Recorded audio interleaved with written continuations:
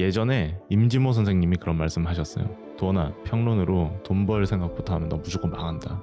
한국에서는 음악가도 돈을 많이 못 버는데 평론가가 어떻게 돈을 더 많이 벌어. 그러니까 항상 음악가한테 봉사하면서 음악을 만드는 사람들에 대한 경외나 이런 거를 늦추면 안 돼 라는 말씀을 하신 적이 있어요. 정말 미약하게나마 어쨌든 제게 음악 평론가라는 타이틀이 있는 것이고, 어쨌든 사람들이 많이 보는 곳에 글을 쓸 수 있는 권한이 있는 것이고, 그러니까 매 순간이 항상 소중하다라는 것을 기억을 해야 되는 거죠. 한국이란 나라에서 대중음악에 대해서 글 쓰고 말하고 콘텐츠 만들면서 돈을 번다. 이건 정말 축복이에요, 축복. 네, 이런 건 정말 기적입니다. 그래서 이 기적을 받았으니까 그거에 맞게 봉사를 해야죠. 안녕하세요. 주인공들의 이야기 호스트 장주영입니다. 오늘도 저희 팟캐스트와 함께 해주셔서 감사합니다. 오늘은 한국 대중음악상 선정위원이자 2013년부터 왕성하게 대중음악 평론가로 활동하고 계시는 김도원님을 모시게 됐습니다. 현재 제너레이트, 케팝 참참 같은 다양한 컨텐츠를 통해 여러 대중음악 아티스트를 만나 인터뷰를 나누는 활동도 하고 계십니다. 오늘 김도원 평론가님과 함께 음악평론가의 일상, 음악평론을 시작하게 된 계기, 좋아하는 일을 직업으로 하게 됐을 때 생기는 일들, K-팝이 세계적으로 주목받는 이유와 한국 대중음악의 미래 등 다양한 주제에 대해서 이야기해보려고 합니다. 도원님, 오늘 함께 해주셔서 감사합니다. 가볍게 자기소개 부탁드리겠습니다. 네, 안녕하십니까. 대중음악 평론가 김도헌입니다. 아까 주영님이 설명해 주신 것처럼 제너레이트라는 플랫폼 운영하고 있고요. 여기저기서 이제 다양하게 칼럼도 쓰고 인터뷰도 하고 하면서 음악 평론가로 활동하고 있습니다. 네, 제가 이제 주변에 음악 평론가 하시는 분이 많지가 않아가지고 사실 이게 잘 어떤 삶을 살고 있는지 그림이 잘 안 그려져서, 혹시 대중음악 평론가의 하루는 어떤 모습인지 대충 이렇게 그려줄 수 있으실까요? 가장 많이 듣는 질문인 것 같아요. 주위에 음악 평론가가 없는데 없죠. 음악 평론가가 어디 있습니까? 저도 제가 음악 평론가로서 전업으로 이 일을 하게 될 거라고는 전혀 생각하지 못했고요. 그러다 보니까 사실 뭐 일과나 이런 여러 가지 것들에 대해서도 궁금해하시는 분들이 많으신데요. 뭐 우선은 음악 평론가도 여러 가지 정해진 스케줄이 있죠. 칼럼 마감을 해야 된다거나 아니면 어떤 방송에 고정적으로 출연을 해야 된다거나, 예를 들면 제가 출연하고 있는 프로그램인 케팝 참참 같은 경우에는 이제 주 1회 촬영이 예정이 되어 있고요. 그렇기 때문에 그 날에 맞춰서 좀 대외적으로 스케줄을 짜는 날들이 있죠. 뭐 이를테면은 어느 단체에서 회의를 한다거나 자문을 해야 된다거나 강의를 해야 된다거나, 이런 날은 이제 외부 스케줄이라고 볼 수 있을 것 같고요. 보통은 이제 음악을 계속 들으면서 마감을 지키기 위해서 글을 쓰고, 그리고 뭐 제가 운영하고 있는 플랫폼인 제너레이트 촬영을 해야 되기 때문에 여러 가지로 준비를 하는 그런 나날을 보내고 있다. 그래서 오늘 이거 와서 세팅하는 모습을 보면서 약간 동병상련, 약간 비슷한 느낌이 나는 거예요. 저도 오면서 막 조명 세팅하고 카메라 세팅하고 그러다가 막 날려먹기도 하고 그런 날 진짜 많거든요. 그래서 야, 이 주영님도 정말 고생하시는구나 이런 생각했습니다. 다 의미 있는 일이라고 생각해서 하고 있습니다. 네. 지금 이제 말씀하신 것처럼 대외적으로 여러 일들이 있을 텐데, 제가 궁금한 게 따로 음악 감상을 하는 시간을 블락을 해놓고 하시는지 아니면 그냥 쉴 틈이 날 때마다 이렇게 음악을 들으신지가 참 궁금했거든요. 블락을 해놓는다는 게 어쨌든 감상 시간을 정해둔다는 뜻이잖아요. 사실 과거에는 멋모르고 이런 일을 할 때는 정해두지 않았어요. 왜냐하면 항상 들었으니까. 그런데 이제 일을 하다 보면 물리적으로 시간이 부족할 때가 분명히 있습니다. 뉴스 찾아보고 이런 것도 굉장히 어려울 때가 있거든요. 그래서 저는 이제 약간 좀 정해놓은 게 뭐냐면, 일단 오전에 일어나서 뉴스 스크랩을 합니다. 오늘 무슨 음악이 릴리스가 됐고 이번 주에 주목할 만한 음악 뉴스가 뭐가 있는지, 이런 것들 스크랩을 하고, 여유 시간, 그러니까 뭐 마감을 할 때 빼고 그리고 뭐 방송 출연할 때 빼고 이럴 때는 항상 음악을 듣는 거죠. 이동 시간 활용할 때도 있고. 그래서 어떻게 보면 좀 틈 나는 대로 음악을 듣는다라는 말도 맞고, 어떤 시간을 정해놓고 음악을 듣는다라는 것도 맞는 것 같아요. 일을 하다 보니까 어느 정도의 이 정해진 게 필요한 부분들이 있어서 네, 그걸 안 하면 이제 우선순위에 밀리는 경우가 있으니까 그냥 그렇죠. 어느 정도는 해놓는데 또 유연하게 갈 땐 유연하게 가고. 네. 그러니까 이게 모든 음악을 다양하게 접할 수 있는 시간이 따로 있는 것이고, 일을 위해서 들어야 되는 음악 시간이 따로 있는 거예요. 뭐 예를 들면은 제가 어떤 앨범을 리뷰를 해야 돼요. 그런 경우에는 그 앨범을 듣는 시간이 물리적으로 훨씬 늘어나겠죠. 그런데 그건 사실 음악 감상이라고 보기는 좀 어려울 수 있단 말이에요. 그 음악을 말로 표현하기 위해서 이해하고 익히는, 어떻게 보면 그것도 전 마감 시간에 포함된다고 생각을 하거든요. 그래서 음악을 감상하는 시간 자체는 조금 다른 식으로 배분을 해서 듣고 있다. 네, 이렇게 말씀드릴 수 있을 것 같습니다. 그러면 음악 감상 즐거움을 위해서 네. 아니면 좀 새로운 음악들을 찾아가는 그 과정에 들을 때와 앨범을 리뷰할 때 듣는 자세가 좀 다른가요? 좀 많이 다르죠. 예를 들면 뭐 영화 평론가, 영화 기자분들도 시사회 같은 데 가보면은 영화 보시면서 막 적으시는 분들도 계시거든요. 저는 그게 음반 리뷰를 할 때랑 그렇게 큰 차이는 없다라고 생각이 듭니다. 뭐 이를테면 제가 뭐 블랙핑크 제니의 루비라는 앨범을 리뷰를 해야 된다면 그 앨범 들으면서 이제 포인트들을 계속해서 적어 놓거나 어디에 기록을 해두는 거죠. 이 앨범에서 어떤 포인트를 짚어내야 되고 이런 점이 훌륭하다, 아니면 이런 점은 조금 아쉽다, 이런 식으로 이제 분석을 해서 들어가는 과정이 필요한 거죠. 이제 궁금해서 그런데 이제 루비라는 앨범이 이제 예시로 나왔으니까 딱 발매가 된 시점에서 그거를 딱 보고 어떻게 리뷰를 진행하시는지 계획을 하시는지 혹시 예를 들어서 어느 정도 설명을 해주실 수 있으실까요? 네. 우선 첫 번째로는 대부분 한국에서 활동하시는 음악 평론가 분들은 제안이 들어와야 쓸 수가 있습니다. 그러니까 지면이 없으면은 내가 이런 생각을 한다고 해서 쓸 수 있는 공간은 결국 개인의 블로그나 개인의 마이크로 사이트밖에 안 되는 것이죠. 그런데 예를 들어서 제가 자유롭게 쓸 수 있는 지면이 있거나 아니면은 뭔가 청탁을 받았다, 그러면은 이제부터 쓸 수 있는 거죠. 이게 좀 약간 비참한 현실이긴 한데 어쨌든 그렇게 제안이 들어왔다고 칩시다. 그러면은 이 앨범에 대해서 글을 써야 되죠. 그럼 이 앨범이 언제 나오는지부터 먼저 체크를 하죠. 발표하기 사실 전에 많이 듣는 경우들이 그렇죠. 있으니까. 네. 그래서 발표일을 기록을 해두고 릴리스가 되면 그때부터 이제 음악을 듣고, 그리고 그 전에는 사실 어떤 것들을 하냐면은 사전에 공개되는 콘텐츠들이 굉장히 많잖아요.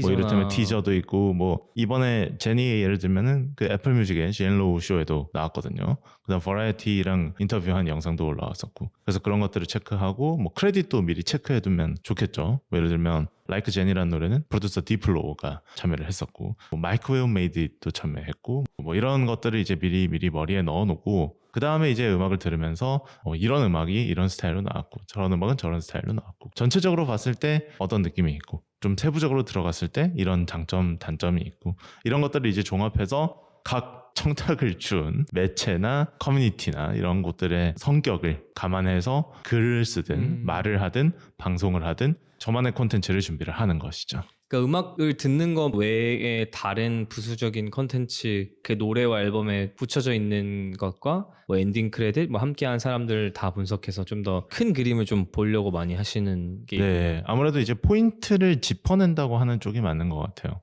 저 같은 경우는 대중 매체를 중심으로 하는 평론가다 보니까 대부분은 포인트를 짚어서 일목요연하게 정리를 해주는 그런 느낌을 좀 많이 가져간다고 보면 될 것 같습니다. 이런 프로듀서와 이런 방향의 노래들을 냈고 그게 약간 어떤 음악 씬에 있는 흐름에 연관이 있고 이런 뭐 그런 요약하면 이런 거죠. 뭐 예를 들면 해외 프로듀서들이 많이 참여했다. 그리고 뭐 최신 유행하는 장르들을 많이 사용했다. 이 제니의 루비라는 앨범이 가지고 있는 메시지는 이런 메시지다. 그러면서 이제 뭐 저의 의견을 잠깐 넣을 수 있는 거죠. 예를 들면 이 앨범은 굉장히 내가 듣기에 좋았다. 아니면은 이 앨범은 이런 점에서 조금 부족한 부분이 있다.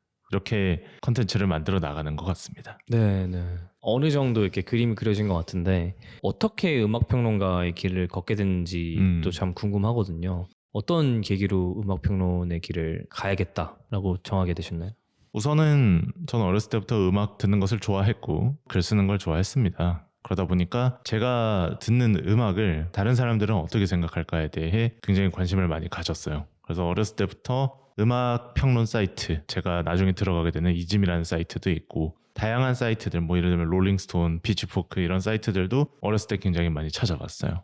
그러면서 이제 자연스럽게 좀 관심을 두게 됐던 것 같고요. 그런데 사실 저는 어렸을 때는 글을 써서 막 돈 번다 이런 생각을 못 했거든요. 그리고 별로 하고 싶지 않았어요. 그렇게 제 미래를 그려봤을 때는 그냥 좀 안정적인 직업을 가지고 싶어 했어요. 그런데 2013년에 이제 제가 20살 때였는데 대중음악 웹진 이즘이라는 한국의 유명한 웹사이트가 있습니다. 한국에선 가장 오래된 음악 평론 사이트고요. 별점도 매기고 리뷰도 쓰고 인터뷰도 하는 그런 매체예요. 그런 매체에서 매년마다 신입 필자들을 이제 선정을 해요. 만약에 합격을 하면은 그때부터 그 이즘이라는 사이트에 글을 쓸 수 있게 되는 거예요. 전 그게 너무 하고 싶었어요. 고등학교 때 여러 가지로 혼란스러운 시기였어요. 집중하지 못하고 뭐 속되게 말하면 중2병이 좀 늦게 온 거죠.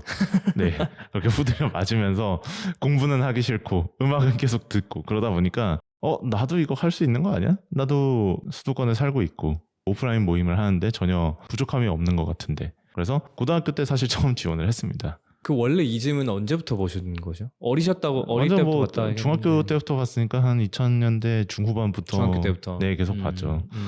그래서 사이트에 지원을 했더니 고등학생은 안 된다.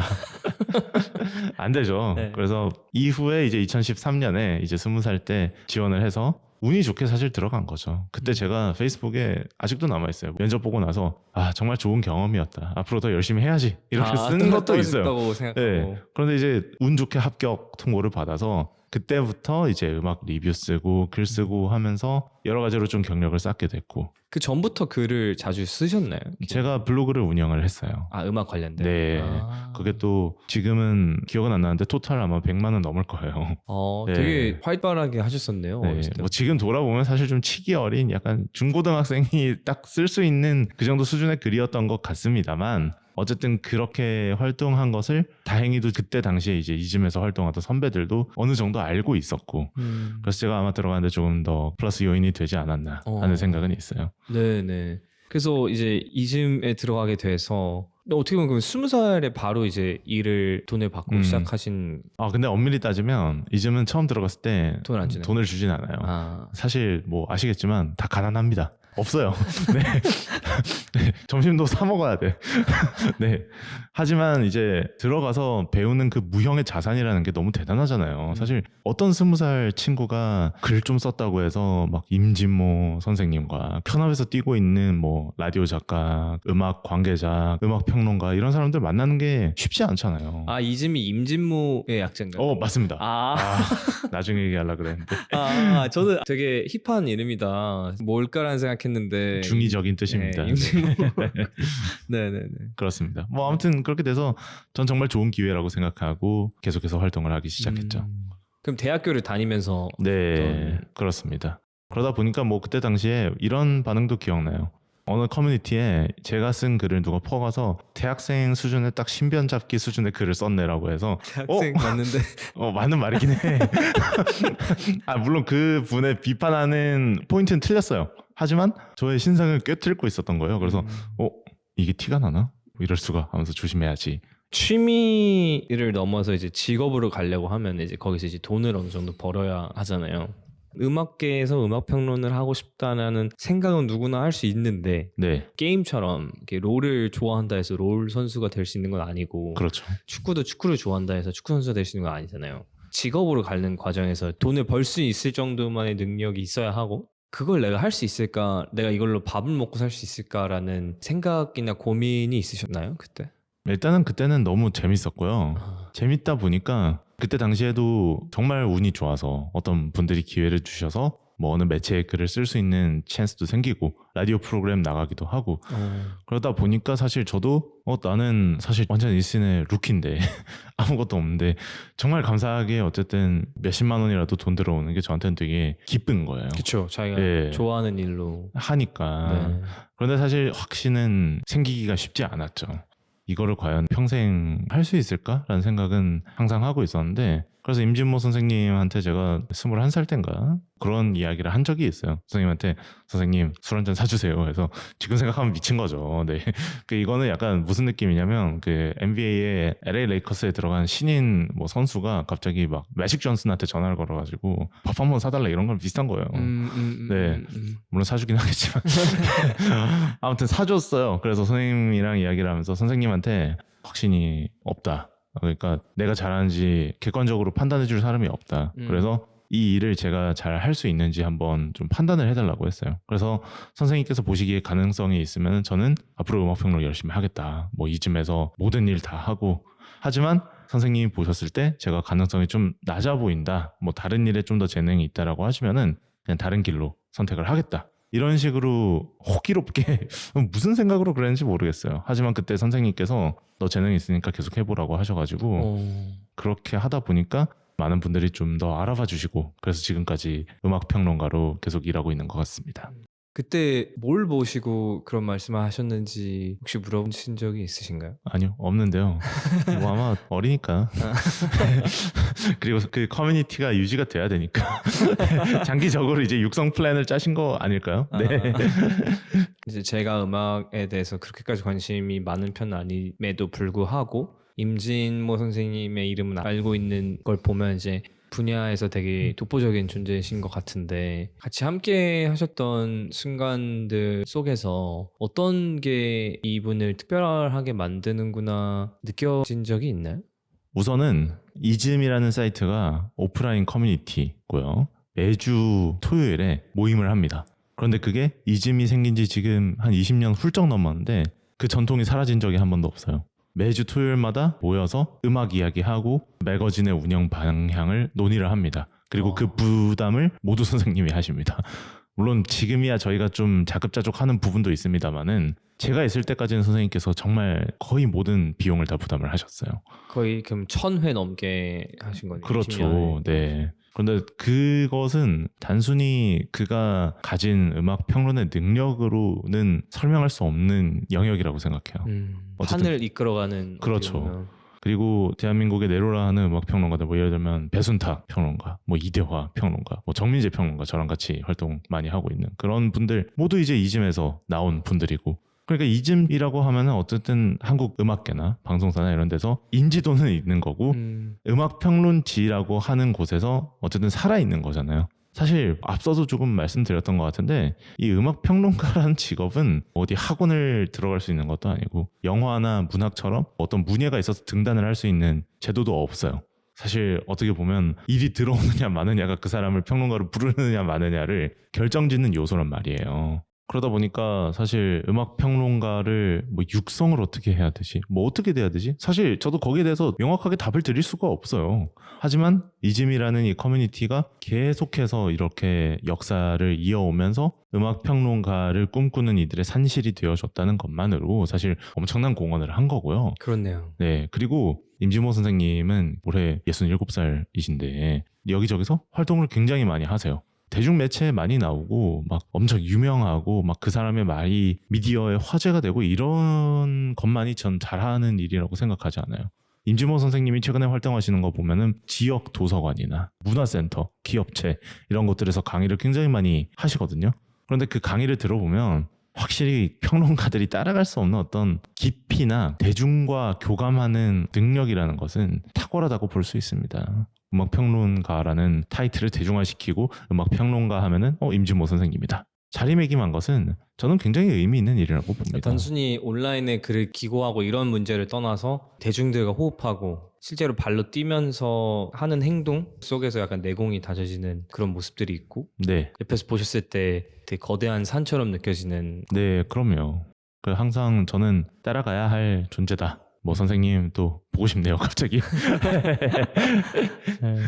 이즘이 어떻게 보면 하나의 교두보 같이 음악 평론가를 꿈꾸는 이들을 위해서 갈 수 있는 길로 이렇게 하나로 잡혀져 있는 것 같은데 그거 외에는 진짜 잘 알려져 있는 것도 아니고 사람들이 흔히 걷는 길이 아니기 때문에 어떻게 해나가야 되는지 파악도 되게 힘들 것 같고 또 외로울 때도 있었을 것 같은데 그런 부분들에서 힘든 점이 없었는지. 왜냐면 주변에 친구들이 같이 겪고 있는 힘듦이면 같이 공유하고 같이 나누고 그럴 수 있는데 워낙 가려고 하는 길이 유니크하다 보니까 그리고 물어볼 수 있는 사람도 어떻게 보면 흔치 않고 그런 부분들에서 그런 힘듦은 없었는지. 뭐 다행히 그래도 이즘이 커뮤니티가 잘 되어 있어서 어느 정도 가이드라인이 있었던 것 같아요. 선배들이 넌 이렇게 해봐, 넌 저런 것도 해봐, 이런 거 하지 마, 이런 부분을 잘 이끌어줬고 그리고 후배들도 이제는 많거든요. 그러다 보니까 그들에게 사실 제가 음악평론가로서 자립하는 모습을 보여줘야 음악평론가를 혹여나 꿈꾸는 이들이 있다면 이 직업을 선택해도 내가 생계를 유지할 수 있구나 알 수 있게 되는 거잖아요. 네. 그러다 보니까 좀 어느 정도 책임감도 생기는 것도 있고 하지만 대부분은 설득을 안 하면 돼요. 그냥 저 하고 싶은 대로 하면 됩니다. 그게 좀 죄송한 부분들이 있죠. 예를 들면 저희 부모님께서는 아직까지도 제가 이 활동을 하는 것을 어떤 취업 전의 연장선으로 생각하시는 부분도 있을 거예요. 네, 그래서 도원아 너 언제 취직하니? 약간 이런 말씀을 하실 때도 있거든요. 그만큼 사실 음악평론가로 전업으로 활동을 하고 생계를 유지하고 뭔가를 꾸려나가는 것 이것 자체가 한국에서 굉장히 좀 낯설죠. 모든 프리랜서들이 사실 다 겪는 어떤 어려움이라고 생각하는데 이것에 대해서 막 구태여 설명을 하기보다는 그냥 나 스스로 그냥 잘 지내고 있고 잘 하고 있고 그리고 뭐 어려움 없이 내가 하고 싶은 것 하고 있다 이렇게 보여주는 것만으로도 살아있다는 것만으로도 뭔가 존재를 증명을 해야 된다 그런 생각으로 좀 하고 있는 것 같습니다. 네, 저 참 공감이 되는 게 이제 나만 이거에 대해서 의미를 찾고 의미가 있다고 생각을 하면 괜찮아라고 하고 해 나가지만 그래도 누군가에게 다가갔으면 좋겠고 누군가에게는 도움이 됐다라는 게 인지가 되는 순간이 좀 필요한 것 같아요. 그 피드백이 확실히 필요한 것 같은데 저도 이제 콘텐츠를 만들면서 이제 조회수가 많이 안 나올 때도 있고 가끔은 내가 이 일을 왜 하고 있나라는 생각이 들 때도 있고 내가 지금 이걸 하고 있는 게 나의 노력에 의미가 있는 건가? 누군가에게 영향을 주기나 하나라는 생각이 들 때가 있거든요. 근데 영상에 달린 뭐 하나의 댓글 때문에 이게 다 녹아내리고 그런 것들을 보면 좀 많이 공감이 되는 것 같아요. 근데 가끔 이런 생각도 들어요. 각자만의 역할이 있다라고 또 생각이 되고 어떻게 보면 지금 도원님이 하고 계시는 행보 자체가 누군가에게는 영감이 될 수도 있고 누군가에게는 도전의 길처럼 보일 수도 있잖아요. 제가 느낀 게 내가 갖고 있던 생각이 진짜 꿈이 되려면 어느 정도의 길은 보여야 된다고 생각을 하거든요. 꿈을 꿀 수 있는 용기를 줄 수 있는 정도의 정보가 필요하다. 아무것도 모르면 그냥 생각일 뿐인데 이게 진짜 내가 나중에 할 수 있다라는 생각이 들어야지 하고 싶다라고 되는 것 같은데 어떻게 보면 임진모 선생님이 만드신 이즘이라는 게 많은 음악 평론가들에게 작용을 한 거고 지금 하시는 제너레이터와 행보 하나하나가 알게 모르게 좀 그렇게 되고 있지 않을까 자연스럽게. 그래서 저도 가끔 그런 생각이 들 때마다 나만의 시선에서 확실히 이 세상에 더 하는 게 있고 그것만 해도 사실 가치가 있다. 그리고 예를 들어서 7,800뷰가 나왔다고 생각하면 유튜브 영상 신내전 되게 적은 조회수라고 치어져 있는데 사실 7,800명을 한 곳에 모아놓고 내가 거기서 강연을 한다고 생각을 하면 상당히 큰 강연이라고 생각을 하거든요. 그렇죠. 네. 그러니까 내가 7,800명 앞에서 이런 이 좋은 이야기를 나누고 있는 거구나라는 생각을 계속 하려고 하는 것 같아요. 네, 이거를 좀 현실 세계로 갖고 오는. 그렇죠. 그래서 큰 영향을 주고 있고 우리가 이 유튜브 상에서 수익과 너무 연관되지 않고 한 사람 한 사람에게 영향을 준다라는 생각을 하면은 좀 그게 사실 현실 세계를 사는 게 아닌가라는 생각도 들고 그렇더라고요. 네, 정확한 것 같습니다. 네. 예술에 대한 평가를 한다는 게 깔끔하게 떨어지듯이 쉽지는 않을 것 같은데 대중음악은 어떻게 평가하나요? 뭐 사실 각자가 생각하는 대중음악에 대한 기준도 다를 것이고 그리고 음악에 대해서 뭐 이야기를 누구나 다 할 수 있는 시대잖아요. 평가한다는 게 이건 이렇다라고 정의를 내리는 것 같아서 약간 좀 조심스러울 때가 항상 많죠. 그래도 평가를 하는 부분이라면 일단은 각 작품을 대할 때 다른 기준이 적용될 수밖에 없다는 것은 좀 분명한 것 같아요. 예를 들면 이제 정말 메이저한 위치에 있는 아티스트의 음반과 갓 음반을 독립 레코드에서 내는 가수의 위치가 동일할 수는 없어요. 그리고 그의 영향력도 당연히 다 다를 수밖에 없고. 그래서 그 아티스트가 현재 이 앨범을 냈을 때 의도한 바든 의도하지 않았든 어떤 사회적 영향을 끼치고 있고 그리고 시대적인 흐름이 잘 맞아떨어지고 있느냐를 좀 입체적으로 봐야 하거든요. 그래서 저는 점수 매길 때 기본적으로 만점은 잘 안 주려고 하는 편입니다. 왜냐하면 나머지 별점 하나는 평론가나 음악가가 만드는 게 아니고 후에 시대가 평가하는 거예요. 사람들이 평가하는 거고 예를 들면 뭐 과거에 1980년대 90년대 이럴 때도 평론가들이 정말 악평을 쏟아낸 앨범들 정말 많았거든요. 영화 보헤미안 랩소디 보셨겠지만 퀸이 또 앨범 냈을 때 1980년대에 굉장히 막 혹평을 받아서 평론가랑 기자들한테 이제 질문 세례를 받고 도망가는 장면이 있거든요. 그렇지만 우리가 결국 돌아봤을 때 20세기를 대표하는 밴드 중 하나는 퀸이 된 거잖아요. 그때 당시에 내놓는 평가는 그때 당시의 시대적인 흐름과 상황과 그 아티스트를 바라보는 어떤 시각이 반드시 반영이 돼 있는 거예요. 그 절대 평가가 아닌 거죠, 이거는. 그러다 보니까 제가 평가하는 기준이 후에는 달라질 수도 있어요. 이를테면 제니의 루비라는 앨범을 평가를 할 때 이 앨범은 이런 점에서 좋다. 뭐 예를 들면 해외 프로듀서들이 다수 참여를 한 K-팝 솔로 액트. 사실 처음에는 저는 그렇게 큰 기대가 없었다. 왜냐하면 이런 사례들이 이미 BTS 솔로도 그렇고 블랙핑크 솔로도 그렇고 어느 정도 레벨이 있는 K-팝 스타들이 메이저 씬에 데뷔할 때 항상 하는 그런 프로덕션이니까. 그래서 결과물도 좀 비슷하게 나오지 않을까라고 생각을 했는데 작품을 들어봤더니 제니가 가지고 있는 블랙핑크 시절의 기계를 그대로 살리면 만들면서 팝 음악의 메가 프로덕션들 있잖아요. 이를테면 뭐 비욘세라거나 뭐 샤키라라거나 정말 큰 무대를 상정하고 있는 그런 프로덕션의 미학도 잘 가져왔고 그러면서 뭔가 깔끔하게 잘 다듬어진 앨범이다. 이런 식으로 이제 평가를 하는 거죠. 이거는 각 작품마다 상대적으로 평가를 할 수밖에 없다. 그리고 그게 나쁜 게 아니다. 나쁜 게 아니죠. 나쁜 게 아니죠, 절대. 사회에서 말하는 평가는 기준이 이제 같아야 한다, 공정해야 한다라는 네. 이야기가 있는데 오히려 음악 예술에서는 그게 달라지는 게 올바른 평가 방법일 수 있겠다. 그렇죠. 뭐 예를 들어서 G드래곤이 최근에 우버맨시라는 앨범을 냈죠. 그 앨범이 만약에 10년 전에 대한민국에서 나왔다면 지금처럼 이렇게 좀 비판적인 평가나 십자포화를 받지 않았을 거예요. 아 지금 비판적인 평가. 예, 저는 이 앨범에 대해서 그렇게 긍정적으로 평가하지 않는 사람이거든요. 사실 가장 이제 커뮤니티에서 비판이 많이 나오는 내용은 뭐냐면 가사 작법이 너무나도 2000년대, 2010년대 초에 빅뱅을 위시했던 그리고 그때 당시에 대중문화에 좀 만연했던 좀 어떻게 보면 여성을 도구화하는 그런 가사들이 많이 써져 있단 말이죠. 좀 그런 부분으로 비판을 많이 받는데 만약에 이 앨범이 10년이나 15년 전에 나왔다면은 엄청난 하이 프로덕션 퀄리티의 G드래곤이라는 아티스트의 좀 독보적인 개성을 담은 작품으로서 굉장한 평가를 받았겠죠. 하지만 그 시대 문법을 그대로 가지고 온 작품이기 때문에 현 시대에서는 아무리 봐도 사실 이건 납득하기 어려운 부분이 있다. 그렇네요. 네. 시대에 따라서 평가가 바뀔 수 있다는 게 좀 확 와닿긴 하네요. 그러면서 이제 제가 가지고 있는 기준은 뭐냐면 목적이 좀 확실해야 된다. 싱글이든 앨범이든.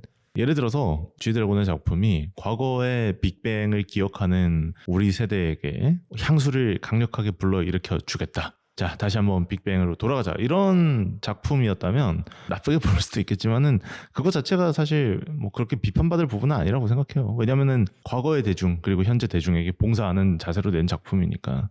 근데 그렇지 못하기 때문에 전 목적성이 좀 흐리다는 생각을 하는 거고요. 역으로 이제 제니 앨범 얘기하면 제니 앨범 목적성이 확실합니다. 이제 제니라는 솔로 가수의 데뷔를 알리면서 그가 오랫도록 하고 싶었던 음악 그리고 그가 오래도록 같이 하고 싶었던 아티스트들 예를 들면 뭐 도치나 아니면은 뭐 FKJ나 뭐 첼디시 캠비노, 캘리 우치스 이런 아티스트들 이렇게 참여해서 목적성이 확실하다. 그러니까 대중성이라는 것도 사실 이제 멜로디가 어느 정도 이제 대중에게 후킹하느냐 이런 요소인데 사실 이것도 재능의 영역이거든요. 예를 들어서 어떤 가수한테 너 누구나 따라 부를 수 있는 유행가를 써봐. 아무리 코드를 알아도 못 써요. 그건 이제 아티스트의 창작 능력에 달려 있는 거거든요. 멜로디 라인을 만드는. 그렇죠. 네. 이런 거를 입체적으로 사실 다 좀 확인할 필요가 있다는 거죠. 그리고 약간의 이런 점도 있습니다. 가수도 의도하지 않았고 회사도 의도하지 않았습니다만은 어떻게 하다 보니까 시대 정신과 맞물려 떨어져서 이제 폭발하는 작품들이 있어요. 대중음악을 평가하는 거는 사실 한 개인이 어떻게 정의를 내릴 수 있는 건 아니에요. 저희는 나오는 작품에 대해서 빠르게 의견을 전달하고 더 많은 이야기거리를 불러일으키는 어떤 촉매제의 역할을 한다고 봐야겠죠. 그리고 그 평가는 후에 시간이 대답을 해줄 것이다. 그러니까 본인이 느끼실 때도 내가 막 점수를 매긴다 약간 이런다기보다는 아까 말씀했던 것처럼 이렇게 찝어준다 이런 포인트들이 네. 있고 그런 위주로 한다라고 또 생각을 하시는 게 있군요. 그렇죠. 하지만 촉매를 불러일으키기 위해서는 사람들이 봐야 되고 그러다 보면 점수제만큼 효과적인 건 없습니다. 네. 그래서 점수를 매기기도 하죠. 네. 네. 네. 이제 한국 대중음악상 선정위원이기도 하신데 K-팝 담당하고 계시는 부분이 있어서 좀 K-팝 관련된 질문들 좀 여쭤보고 싶었어요. 제가 이제 지금 미국에서 있는 입장으로서 원래 옛날에 한창 뭐 K-팝 유행한다 했을 때는 피부로 잘 못 느꼈었는데 요즘에 좀 진짜 느끼긴 하거든요. 잘 되고 있구나, 대단하다. 근데 현재 K-팝이 정말 사랑을 많이 받고 있는데 전 세계적으로 방탄소년단, 뭐 블랙핑크, 세븐틴, 뭐 제가 알지도 못하는 그룹들도 많은데 너무 되게 잘 나가고 있더라고요, 미국에서. 그런 그룹들의 성공 비결은 뭐라고 생각하시나요? 여러 가지 요인이 있죠. 저도 사실 처음부터 K-팝에 막 특화돼서 평론을 했던 사람은 아니고 막 K-팝 뭐 예전엔 진짜 싫어했어요. 저 초등학교 막 중학교 이럴 때 음악 들을 때는 그땐 K-팝 까는 게 약간 멋처럼 네, 보여줬거든요. 너 K-팝 들어? 오 마이 갓 막 이런. 네. 하지만 지금은 이제 그렇지 않고 K-팝이 글로벌 시장에서 성공한 건 굉장히 오랜 역사를 가지고 계속해서 외부 시장에 도전했기 때문이라고 저는 생각을 하고요. 첫 번째는 그러다 보니까 어느 정도 노하우가 쌓이고 가장 중요한 것은 K-팝이 주류 팝 시장이 어쨌든 무언가 새로운 걸 만들어내지 못하고 있을 때 대안으로서 등장했다라는 점을 좀 꼽고 싶어요. 방탄소년단이 이제 2010년대 중후반에 무서운 인기를 끌면서 막 빌보드 차트에 진입하고 이럴 때거든요. 2010년대 팝 음악에 대해서 이제 많은 분들이 팝 음악의 암흑기라고 해요. 그러니까 뭔가 새로운 것도 많이 안 나오고 항상 똑같은 동어 반복, 뭐 예를 들면 막 스타일링도 일렉트로닉 DJ들이 프로듀서로 활동하면서 이제 원 DJ 원 보컬 이런 히트곡들이 많이 나왔던 시대였고 그리고 원 히트 원더 밴드들이 굉장히 많이 나왔던 시대였어요. 그러니까 한 번만 빵 뜨고 그다음에 네, 연속성이 없었던 거죠. 그리고 2000년대 후반에 등장했던 팝 슈퍼스타들이 의도했든 의도치 않았든 공백기를 가지거나 음반에서 만족스러운 성과를 잘 거두지 못했어요. 뭐 예를 들면 레이디 가가가 2010년대 초에 이제 본 디스 웨이라는 앨범을 내고 나서 그 다음부터 그냥 아트팝부터 그냥 계속 그냥 추락일로였고 리아나는 활동을 좀 오랫동안 쉬었고 그러다 보니까 그때 당시에 이제 팝 시장의 일시적인 공백기라고 하면서 동시에 이제 강남스타일을 위시한 그 뉴미디어에 힘입은 서브컬처들이 계속해서 치고 올라오던 시기였단 말이에요.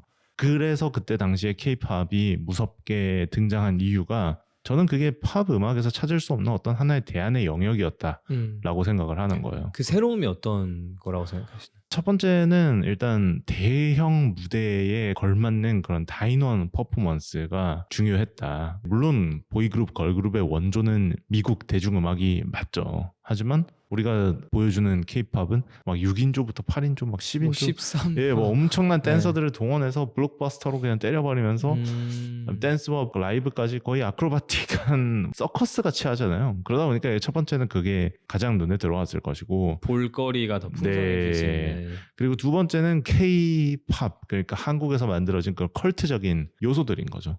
해외에서 인기 있는 블랙핑크나 BTS나 스트레이키즈나 이런 팀들 보면 다 컬트한 요소들이 있어요. 방탄소년단 처음에 막 가사들 보면은 진짜 막 골 때리는 막 자기들 사투리로 막 랩하는 노래도 있고 한국에서 자주 쓰이는 용어들을 가감없이 녹여내고 그런 점들이 해외에서 봤을 때는 굉장히 컬트하게 느껴지는 거죠.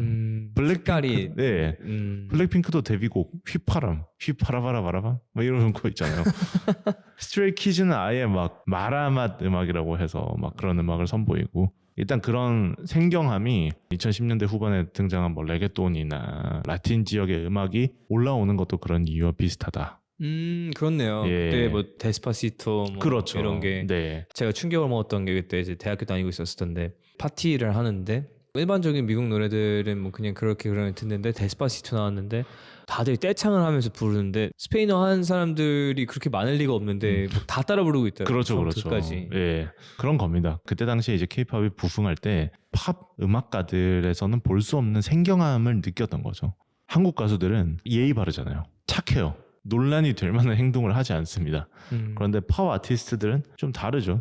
허구한 날 나오는 게 뭐 누가 만났다 이혼하고 마약을 하고 뭐 싸움에서 잡혀가고 물론 그게 K-팝에서 자유로운 이야기도 아니고 또 이런 식으로 이야기가 되죠. 이 아티스트들은 정치적인 뭐 메시지도 하나도 안 내는 회사에 꼭 들어갑시다 이런 이야기 하는 분들도 계십니다만 그때 당시에는 K-팝이 그런 새로운 문화로서 등장하기에 굉장히 알맞은 지형이었다고 해야 될까요? 그러면서 일단 한번 팬층이 뿌리를 내리니까 계속해서 진출을 하고 현재 막 스테디움, 뭐 돔 이런 데서 공연해도 매진되잖아요. 저는 막 그렇다고 K-팝이 지금 미국 대중음악의 중심에 들어왔다 이런 생각은 전혀 안 합니다. 저도 네. 들어온 게 아니라 이제 어떤 지역에서 K-팝 콘서트가 열렸을 때 솔드아웃 될 정도의 동원력은 갖췄다 정도로 이제 이해하면 될 것 같아요. 2010년대에 이제 어렸을 때 있었던 K-팝을 까는 게 약간 좀 힙한 네. 느낌의 기조에 대해서 이야기를 좀 하고 싶은데 제가 이제 좀 좋아하는 음악 장르가 좀 힙합 쪽이었어요. 대표적으로 기억나는 순간 이제 방탄소년단이 더 힙합 쇼에 나와서 비프리라는 아티스트와 많이 싸운 그렇죠. 그런 모습이 있었고 이제 그거가 되게 큰 파장을 일으켰었는데 사실 비프리의 스탠스가 좀 과했다라는 생각을 많이 하긴 했습니다. 그 영상 보면서 그리고 워낙 또 좀 파이팅이 넘치는 분이고 그런 상황에서 방탄소년단이 얼마나 당황스러웠을지는 제가 너무나 이해가 되는데 사실 그때 방탄소년단의 음악을 듣고 저는 이게 뭐야라는 생각을 많이 했었거든요. 그렇죠. 네, 그러니까 사실 힙합을 좋아하는 사람 입장으로서 너무 가공돼 있는 치즈를 먹는 듯한 느낌이라고 해야 할까요? 네. 제가 K-팝 아티스트들에 대한 인식이 그렇게 좋지 않았던 이유도 뭔가 공식에 의해서 짜여져 나와 있고 다 비슷비슷하고 들으면 좋은 노래들도 있긴 한데 듣다가 좀 비슷한 것 같고 그런 느낌에 오히려 색깔이 네. 많이 안 느껴져서 그랬던 것 같은데 요즘 들어보면 좋은 노래들이 워낙 많아가지고 그냥 잘 듣고 있는데 그런 부분들이 있었던 것 같은데 오히려 색깔이 많이 느껴진다라고 하셔서 모르겠습니다. 그때 그 또 수준이 많이 올라왔는지. 그게 K-팝은 좀 다른 게 뭐냐면 저도 처음에 들었을 땐 이상하다고 생각했어요. 그런데 돌아보면은 그게 또 K-팝의 성공 전략이자 강력한 공식 중 하나거든요. K-팝 사실 팬덤 문화고 팬덤은 처음부터 완벽한 가수를 바라는 게 아니라 함께 성장하는 그런 서사를 굉장히 중요시한단 말이죠. K-팝은 사실 과거에는 굉장히 공식화되어 있었고 특정 작곡가들이 다양한 그룹의 노래를 만들고 사실 이런 경우들이 지금까지도 유지가 되고 있거든요. 그런 점이 사실 좀 컬트하게 나올 수 있는 지점이라고 생각을 하거든요. 그러니까 예를 들면 BTS가 처음에 데뷔 앨범 들어보면 굉장히 좀 말도 안 되는 가사도 많고 지금 상식으로 들었을 때 대체 이게 뭐야 이렇게 그때 당시에 느낄 수 있는 부분들도 많았어요. 어설픈 부분들도 많았고 처음부터 완벽하지 않았다는 거죠. 그런데 이런 서사를 BTS가 성공하고 나서 다른 그룹들 잘 살펴보면 특히 해외에서 인기 있는 가수들은 이런 성장 서사를 안 갖춘 팀이 거의 없어요. 예를 들면 스트레이키즈도 처음부터 잘 된 그룹이 아니라 그들이 자체적으로 프로듀싱 팀을 두고 있어요. 그래서 그들이 계속해서 뭐 자기들끼리 장난하는 음악도 만들어보고 뭐 믹스테이프 뭐 사운드 클라우드에 올려보고 하다가 그들만의 이제 프로덕션 공식을 만들어서 계속 그냥 치고 나가는 거고 블랙핑크도 사실 처음에 저는 휘파람, 붐바야, 막 오빠 이런 얘기 나올 때 진짜 이게 뭐지? 이런 생각했어요. 하지만 그게 역으로 생각해보면 미국에서 이런 프레이즈를 구상할 수 있는 사람은 한 명도 없어요. 그래서 그런 점이 좀 특이점으로 작용했다고 볼 수 있겠습니다. 그리고 제가 이제 뭐 개인적으로 느낀 건데 이게 사실인지는 모르겠는데 최근 한 10년 이내에 많은 아이돌 그룹 멤버들이 실제로 노래 만드는 작곡이나 프로덕션이나 작사에 깊이 관여를 하고 있어지는 것 같다는 생각이 들면서 이러면은 이제 일반적인 아티스트의 상위 호환이 될 수도 있겠다는 생각을 했거든요. 왜냐하면 그 전에는 제가 느꼈던 찍어내는 치즈 공산품 같은 느낌이었다면 이제는 자기들만의 이야기를 하는 그런 아티스트로 나아가고 있다는 생각이 느껴졌고 근데 춤 잘 추고 노래 잘하고 유명하고 네, 프로덕션 돈이 많이 들어가니까 되게 네. 블록버스터급 뭐가 많이 나오고 그래서 네.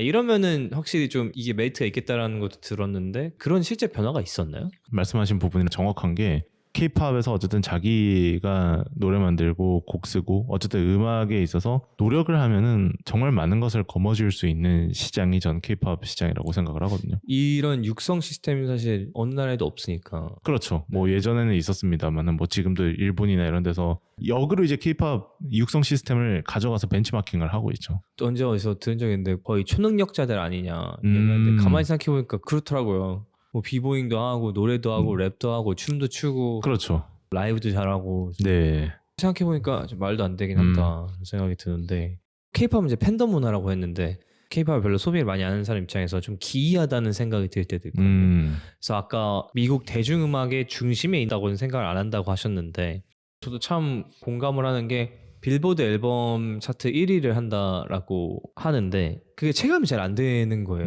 그래서 왜 그럴까라는 생각을 해봤더니 이게 그 팬이라는 그 광적으로 좋아해주는 그 팬덤이 앨범을 몇십 장, 몇백 장을 인당 산다고 하더라고요. 그래서 판매량이 엄청나기 때문에 빌보드 차트에 올라오고 이렇지만 사실 주류 미국 음악 씬에 들어가지 못했다.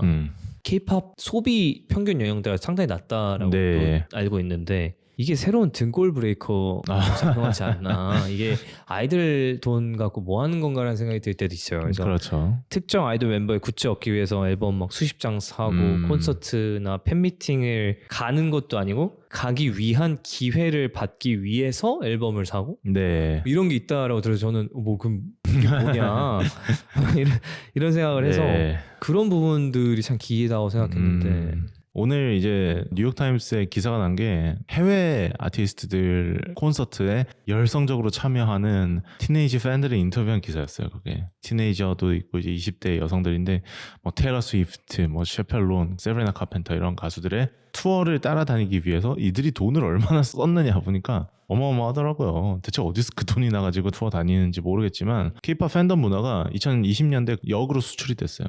팝 시장에. 팝 레이블들이 K-팝의 팬덤을 동원하는 방식을 너무 잘합니다. 이 대표적인 아티스트가 테일러 스위프트죠. 테일러 스위프트가 돈을 많이 벌고 거의 제국이잖아요. 테일러 엠파이어인데 그 만드는 과정에서 K-팝 팬덤을 결집하는 방식을 너무나도 잘 활용을 했어요. 그래서 이런 점을 역으로 이용해서 지금 팝 시장이 또 강력한 팬덤의 시대를 지금 맞이하고 있거든요. K-팝의 팬덤 중심 소비 문화는 양날의 검이에요. 좋은 시선으로 보자면 어쨌든 그 아티스트의 충성 고객이 그만큼 많다는 뜻이에요. 네. 물론 아이들이 그렇게 무리해서 소비를 하면은 문제가 되겠지만 대부분 그들의 앨범을 100장, 1000장씩 사는 사람들은 대부호들이에요. 그러니까 어떻게 보면 자기 자신이 이 아티스트에게 이 정도로 투자해서 내가 이렇게 뭘 만든다 이런 느낌이 되는 거죠. 아티스트가 정말 진실하게 소통하고 정말 이런 너무 큰 감사를 받아서 이거에 대해서 뭐 음악을 써야지. 여러분 우린 가족 같은 존재예요. 그러니까 우리만 소통할 수 있는 시크릿한 가사를 통해서 우리 유대감을 다집시다. 이게 바로 테일러 스위프트가 잘하는 거거든요. 그런데 나쁜 점은 뭐냐면 K-팝 기획사 중에 사실 이런 경우는 그렇게 많지 않습니다. 그나마 BTS가 정말 무명 시절 때부터 SNS를 통해서 소통을 많이 하고 또 팬들과 유대감을 쌓아왔기 때문에 그 BTS 신화가 가능했던 거예요. 그리고 지금 BTS를 지지하는 이들도 불만이 있는 게 뭐냐면 이제 월드스타가 되고 나서 그런 점이 많이 줄어드니까 한국에서 사실 음악 방송 거의 안 하죠. 거의 해외 무대 콘서트 들고 월드 투어 들고 하고 그리고 그것에 걸맞은 음악의 퀄리티를 보여주고 있느냐 하면 사실 좀 아닐 수도 있죠. 콘서트가 돈을 엄청 벌더라고요. 그렇죠. 투어 넣으면은 예. 그 굿즈가 너무 비싸서 엄청나게 비싸죠. 네, 제가 예전에 방탄소년단 콘서트 프로덕션 하는 데에서 통역 알바를 한 적이 있는데 그때 굿즈 가격을 보고 제가 깜짝 놀라가지고 근데 그게 돈을 많이 쓰고 하더라고요. 그래서 월드 투어를 많이 도느라 이제 음악 활동을 많이 안 한다는 비판도 확실히 있는 것 같기도 하고. 그래서 막 다큐멘터리 보면은 막 호텔에서 음악 만들고 이런 것도 찍어서 올리죠. 물론 그게 작헌용인지 뭔지 모르겠으나 네. 아무튼 중요한 건 그렇게 팬덤 문화를 만들고 어쨌든 새 시대의 이제 대중 문화를 소비하는 방식을 만들었다는 점에서는 K-팝의 공헌이 있는 거예요. 하지만 그 부분에서 비판적인 부분은 우리가 너무도 잘 알잖아요. 네네. 뭐 듣지도 않은 앨범 엄청 샀다가 버리죠. 그 환경 파괴되는 거죠. 경쟁 구도가 만들어지죠. 저쪽 팬덤이 이번 주에 100만 장을 팔았다더라. 그래? 그럼 우리는 200만 장 사야지. 네. 이런 경쟁 구도가 만들어지고. 그러니까 문제는 아티스트도 시스템에 대해서 계속해서 목소리를 내야 되고 기획사도 자중할 필요가 있다는 거예요. 그렇죠. 그러니까 이게 호흡이 돼야 되는 부분들인데 네. 예술이 너무 돈이랑 많이 닿다 보면 나오는. 맞아요. 이게 아무리 짜고 치는 고스톱이라고 네. 해도 네. 자 여러분 우리 이 정도는 짜고 칩니다라는 사전 룰을 공지할 필요가 있다는 겁니다.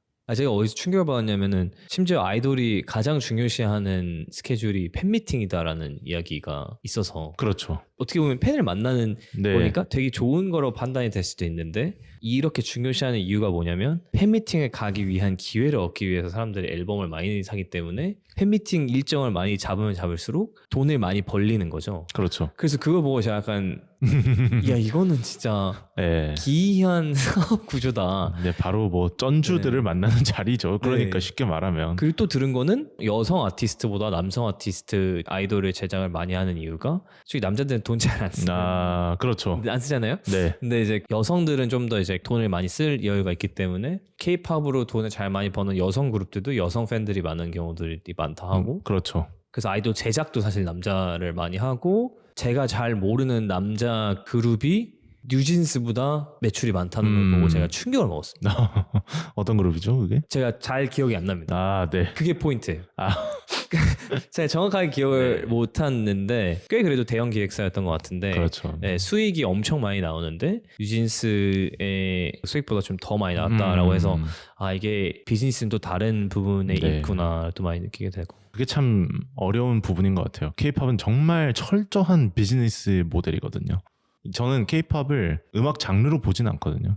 하나의 시스템에서 만들어지는 어떤 콘텐츠에 대한 음악이 K-팝이다 라고 생각을 하기 때문에 그래서 여러 가지로 참 입체적으로 볼 필요가 있는데 누군가의 편을 들어주면 안 됩니다. 기획사도 팬덤도 모두가 각자의 입장에서 행동하는 것이고 그들에 대해서 감정이입을 하면 안 돼요. 입체적인 입장을 파악을 해야 되고 공과 네. 가에 대해서 얘기를 해야 이렇게 하는. 복잡한 상황에서 나오는 음악이 K-팝이다. 재밌네요. 네.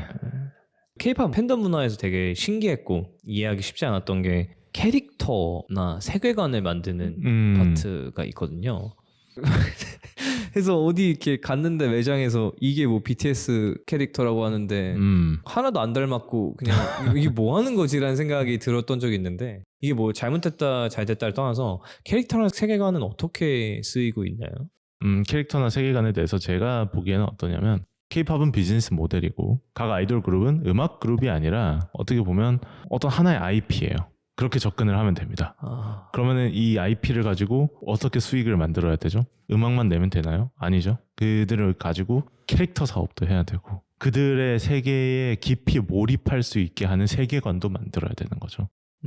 네. 돈을 버느려고 하는 수단의 발현이라고 할 수도 있겠지만 어떻게 보면은 열광적으로 좋아하는 커뮤니티가 더 즐길 수 있는 요소들을 또 몰입할 수 있는 요소들을 만드는 과정일 네. 수도 있겠군요. 그렇죠. 뭐 디즈니가 마블을 인수하고 나서 마블 영화가 쏟아지고 그리고 마블이 영화로만 나오는 게 아니잖아요. 이제 뭐 드라마로도 나오고 애니메이션으로도 나오고 그리고 뭐 또 그 관련 파생 상품도 얼마나 많겠습니까? 그러다 보니까 뭐 자가당착에 빠지잖아요. 마블도 최근에 내리막길을 걷고 있다고 하는 이유가 뭐냐면은 너무 페이스를 난잡하게 전개하니까 주서사가 뭔지 모르겠고 캐릭터 매력도 떨어지고 K-팝이 똑같아요. K-팝도 한창 막 세계관이 유행하고 막 이 세계관이 답이다. 캐릭터 IP를 하자. 막 비즈니스적으로 접근하자 이랬지만 정말 잘 된 건 거의 없고요. 세계관도 이제는 시들하죠. 세계관 이야기 이제 더 이상 하는 사람 거의 없는 걸로 알고 있거든요. 그런가요? 사실 잘 만든 세계관도 엄청 많아요. 예를 들면 최근에 뭐 가상 아이돌인 플레이브가 뭐 에스테롬이라는 뭐 세계관을 가지고 있고 하이브 아티스트들은 여전히 그룹이 가져가고 있는 세계관을 대표하는 하나의 단어나 어떤 서사로 계속해서 만들어 나가고 있거든요.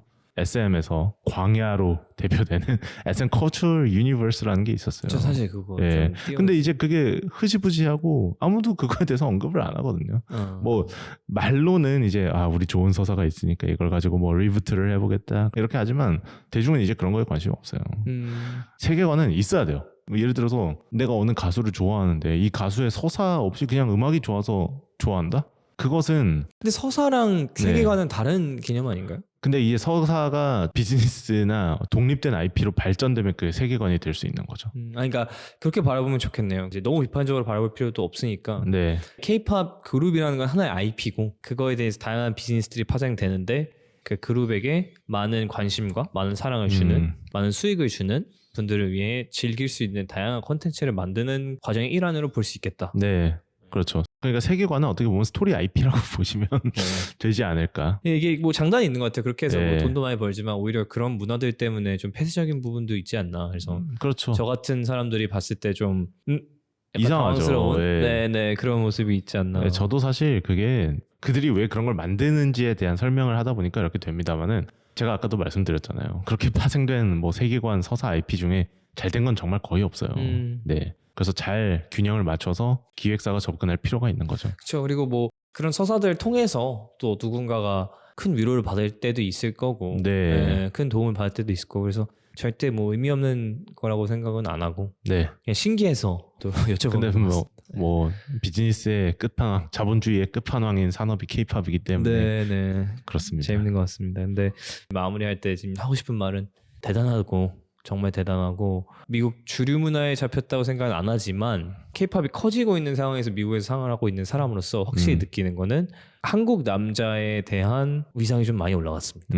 제가 느끼기에 오. 이 데이팅 씬에서 네. 제가 많이 만나진 않았지만 네. 주변 이야기들도 많이 들어보고 대학 다닐 때도 보고 이러면 동양인들 사이에서 또 한국인들이 많이 더 선호가 되는 그런 현상이 또 확실히 있고요. 오. K 컬처, K 드라마도 확실히 그런 몫을 하고 있고 사실 뭐 수혜를 좀 보는 편입니다만은 사실 그런 인식을 다른 나라에서 바꾼다는 게 사실 엄청난 일이잖아요. 그렇죠. 쉽지 않죠. 네. 이렇게까지 올 거라 상상도 못했었거든요, 사실은. 그래서 저희가 상상하지 못하는 것들의 발전으로 또 좋은 영향을 또 미치지 않을까. 네. 참 아이러니하네요.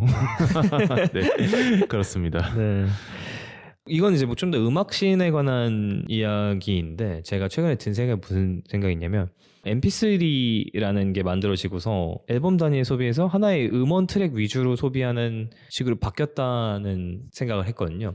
더 이상 앨범 잘 안 찾아보는 부분들이 있었죠. 왜냐면 이것도 제가 아는 형님이 알려주셔서 깨달은 건데 옛날에는 앨범을 사야지만 노래를 들을 수 있었고 그렇죠. 그랬기 때문에 앨범을 소비할 수밖에 없었고 거기 있는 노래들을 들을 수밖에 없었는데 이제는 그 각 트랙 하나하나를 들을 수 있다 보니까 이게 앨범 단위에서 좀 음악 트랙 단위로 되고 최근에는 또 뭐 틱톡이나 뭐 숏폼 위주에서 나오는 음원 트랙 소비 때문에 트랙에서 심지어 트랙의 하이라이트만 또 섭취가 되는 그런 게 있어서 가끔 보면서 이게 뭐 음악을 바라보는 자세가 좀 인스턴트화 되는 게 아닌가라는 생각을 했거든요. 어떻게 생각하시나요? 뭐 정확하죠. 아, 음악을 사실 앨범 단위 소비라기보다 플레이리스트 단위 소비라고 하는 게 옳을 것 같습니다. 플레이리스트는 굉장히 파편화된 음악 감상의 방식이죠. 플레이리스트라는 게 과거에는 뭐 히트곡 플레이리스트 이랬지만 최근에는 무드, 장르 뭐 이런 식으로 해서 네, 뭐 샤워하기 뭐 샤워할 때 좋은 듣는 노래, 거, 뭐 산책할 때 뭐 맞습니다. 그런 정체불명의 어떤 스트리밍 플랫폼 서비스들이 만든 단어에 의해서 사실 음악이 지배되고 있다는 거예요. 그러다 보니까 앨범의 서사를 아무리 잘 만들어봐야 사람들은 스포티파이 플레이리스트에서 이 음악을 찾게 되고 이러면 비극이죠. 소셜미디어도 일장일단이 있습니다. 그러니까 모든 게 다 나쁜 건 아니에요. 좋은 점은 틱톡과 인스타그램, 유튜브를 기민하게 잘 활용하는 아티스트는 플랫폼을 통해서 앨범을 들으라고 자기 팬들한테 설득할 수가 있어요. 플레이리스트 듣지 마. 아니면은 내가 이 앨범에 이런 멋진 아이디어를 담고 있으니까 한번 들어봐. 이렇게 계속해서 후킹을 시킬 수 있는 거예요. 그렇게 돼서 그 앨범과 노래에 대한 깊은 이해를 가능하게 해주는 장점도 분명히 있어요. 하지만 대부분은 그렇게 음악을 듣지 않고 그냥 15초 스니펫으로 그냥 끝나는 거예요. 클립으로 네. 끝나는 거죠. 그러다 보면은 사람들이 음악을 대하는 것에 있어서 굉장히 가치 없는 것으로 받아들이게 된단 말이에요. 아티스트 입장에서도 만들 때 좀 네. 현타가 많이 올 것 같아요. 막 공들여서 만든 음악이 막 15초, 30초짜리 뭐 페스트업 버전으로 막 슈폼에서 뜨고 있다. 이러면은 아티스트가 돈을 많이 벌면 좋겠지만 과연 그거에 대해서 어느 정도 만족감을 가져갈지는 의문이죠. 그렇죠. 그리고 앨범 작업을 할 때도 이런 서사나 앨범 자체에 이렇게 하나의 포장된 작품으로 만들 노력에 과연 의미가 있나라는 생각도 많이 들 것 같아요. 네. 이제 제가 미술계에 계신 분이랑 인터뷰를 한 적이 있는데 그분이 하신 말씀이 이제 MP3라는 게 처음에 등장을 했을 때 이런 변화들을 다 예언을 하고 이거는 음악을 망치는 길이다라는 이야기들이 많이 있었는데 오히려 그 이후에 어떤 때보다 공연 시장이 활성화가 됐다 시대로. 근데 음악이라는 건 사실 공연이 근본이 아니냐. 그럼 과연 이게 음악을 망친 거냐? 아니면 음악을 살린 거냐? 우리가 앨범이라는 거 자체를 이제 음악이라고 생각을 해서 다른 게 와도 대체가 될 수 있는 건데 그 근본은 무엇인가에 대해 생각을 해봐야 하고 그래서 오히려 그런 스트리밍의 개념으로 미술계도 좀 접근해 봐야 되지 않나라는 생각을 하시더라고요. 우리가 일반적으로 섭취하고 있는 예술의 관점에서 제일 상업화가 잘 된 부분이 음악이 아닌가라는 생각을 또 하신다 하셔가지고 네. 그거에 대해서 이제 일장일단도 있겠지만 영감을 많이 받으시려고 하시는 것 같은데 실제로 음악 산업은 지금 전례 없는 호황이죠. 지금 전 세계에서 예술 분야 중에 계속해서 상승하고 있는 산업은 음악 산업밖에 없어요. 그래서 스트리밍 업계도 뭐 소셜미디어도 제가 이렇게 비판적인 이야기 합니다만은 소셜미디어 통해서 과거에는 가수 문턱도 못 밟아본 사람들이 슈퍼스타로 떠오르잖아요. 메이저 레이벌들의 이제 연연할 시기가 아니라는 거를 우리가 최펠론이랑 레이라는 가수를 통해서 또 알 수 있죠. 레이가 브리드 어워드 6관왕을 한 가수인데 그 가수가 메이저 레이블에서 넌 돈이 안 되니까 싱글 내줄 수 없어 이런 식으로 핍박을 받았다 이겁니다. 그러니까 소셜미디어의 발전과 그리고 스트리밍 플랫폼의 형식을 통한 음악 감상은 일장일단이 있습니다. 말씀하신 대로. 그리고 앨범도 사실 앨범 미학이 확립되고 우리가 앨범 단위로 앨범을 듣고 앨범을 높게 평가한 건 생각보다 그렇게 오래되지 않았어요. 1960년대에 이제 비틀즈가 앨범 미학을 확립하고 나서부터 이게 본격적으로 내려온 거라고 보면 됩니다. 그렇군요. 네.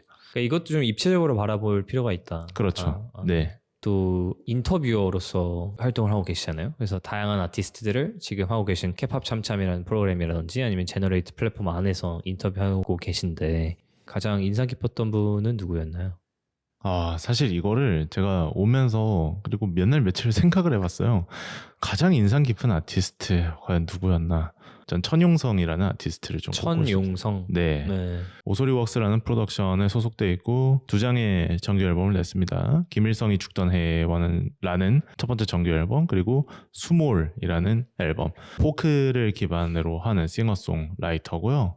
굉장히 진솔한 가사와 사람의 마음을 울리는, 뭐 이렇게 좀 말하면 좀 식상합니다만 그런 멜로디를 가지고 있고 굉장히 진솔한 메시지를 쓰는 거예요. 그러니까 한국에서 인디 음악가로 살아가면 어떻게 살아가고 이 과정에서의 고충은 어떤 것인가, 그럼에도 이 일상 속에서 어떤 아름다움을 포착할 수 있는가를 들려주는 음악가란 말이죠.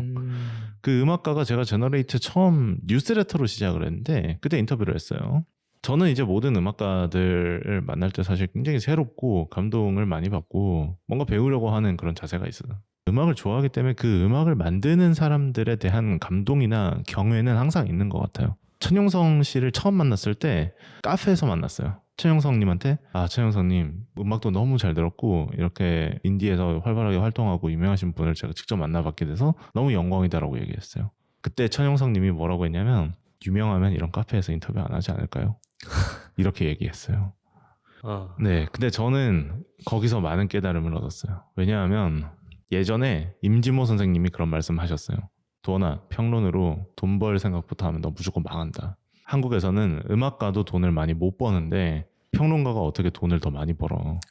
네, 그러니까 항상 음악가한테 봉사하면서 음악을 만드는 사람들에 대한 경외나 이런 거를 늦추면 안 돼라는 말씀을 하신 적이 있어요. 저도 모르게 약간 이런 생각을 하고 있었던 거예요. 이 사람들 대단한 사람들이고 이 사람들은 자부심이나 이런 게 있겠지라고 생각을 하는 건데 그분은 정말 음악을 잘 만드시는 분인데도 항상 그 삶과 예술의 갈림길에서 항상 아슬아슬하게 버텨오고 있는 사람일 수도 있겠구나라는 생각을 한 거예요. 그러니까 오히려 뭔가 이렇게 대단하다고 지켜 세우는 게 그분한테 더 부담스럽고 되게 힘든 일일 수도 있겠 제가 그렇게 접근을 하면 이제 더 어려울 수도 있겠다는 거죠. 그러니까 그도 대한민국이라는 나라에서 어렵게 자신의 창작을 하고 있는 사람이고 제가 그를 인터뷰하면서 콘텐츠 만드는 과정과 그렇게 크게 다르지 않다는 거죠.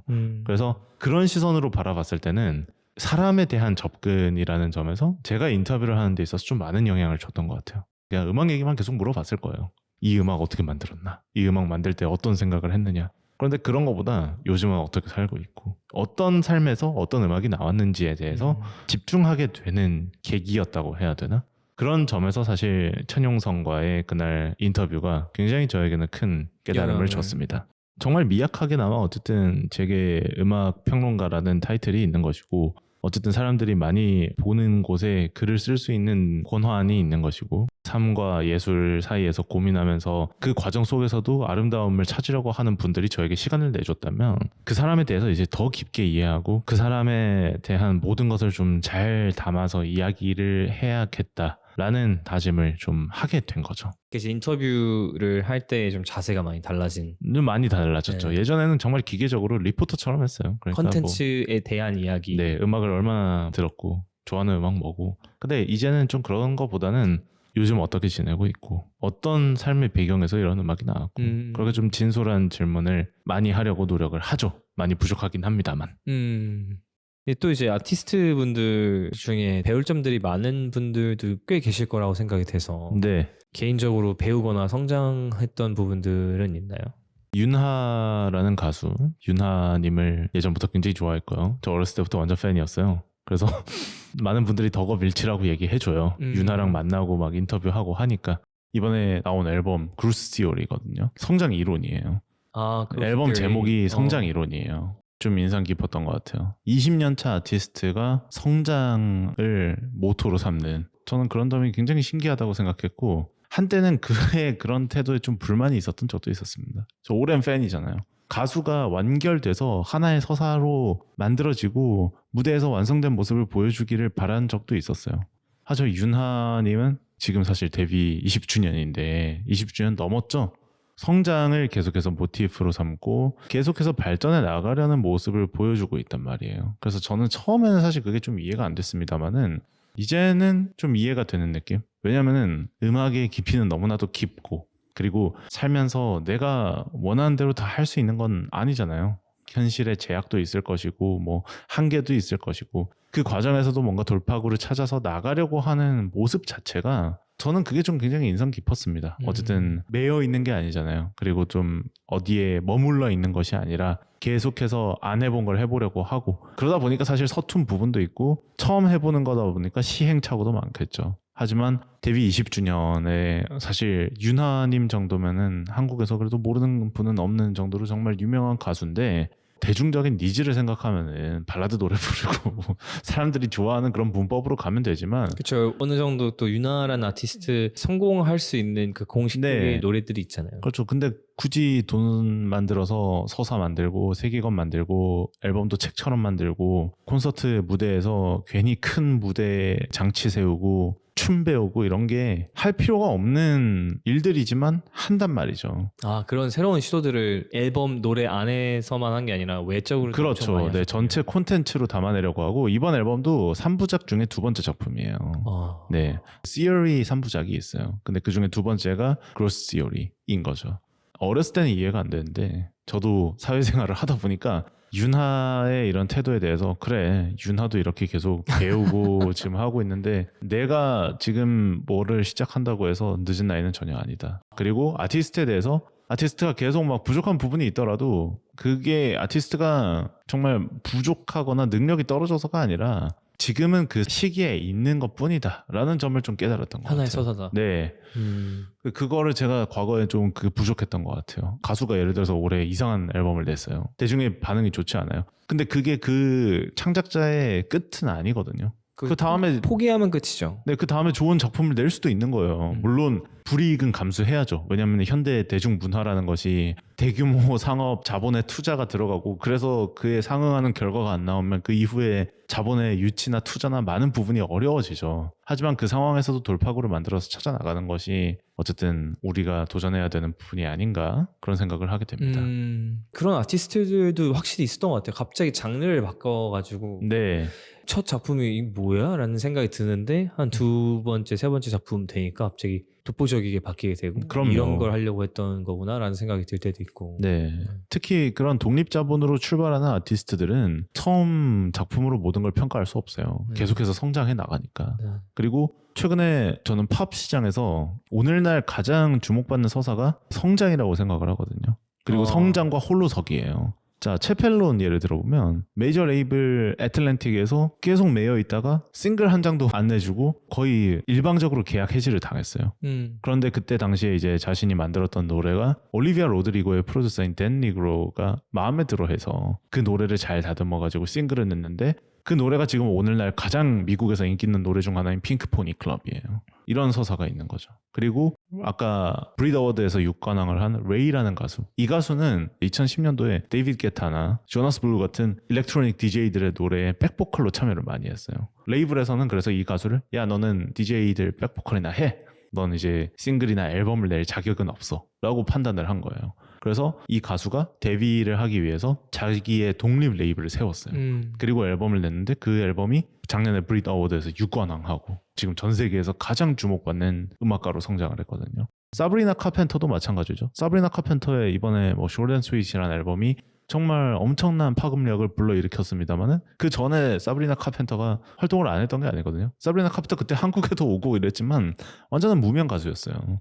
그러니까 지금 팝 시장, 대중음악 시장의 중요한 키워드 중 하나가 독립과 홀로서기, 성장의 가능성을 닫아 놓으면 안 된다. 성장판을 닫아둬선 안 돼. 계속해서 자기 자신을 쇄신하려는 노력이 있어야 된다. 굉장히 절박한 상황에서라도. 아까 얘기했던 게 음악이 그 시대의 상을 보여준다라고 하고 그 세대 간의 소통이 창구가 될 수도 있다라고 하셨는데 이해가 좀 더 되는 부분인 게 요즘 세대들이 퇴사하시는 분들도 많고 네. 자기 각자만의 무언가를 일반적인 일 이외의 것들을 많이 하려고 하는 그런 분위기가 있는데 그게 또 어떻게 보면 음악적인 그 인기와도 연관이 된 게 아닌가라는 생각을 하게 되네요.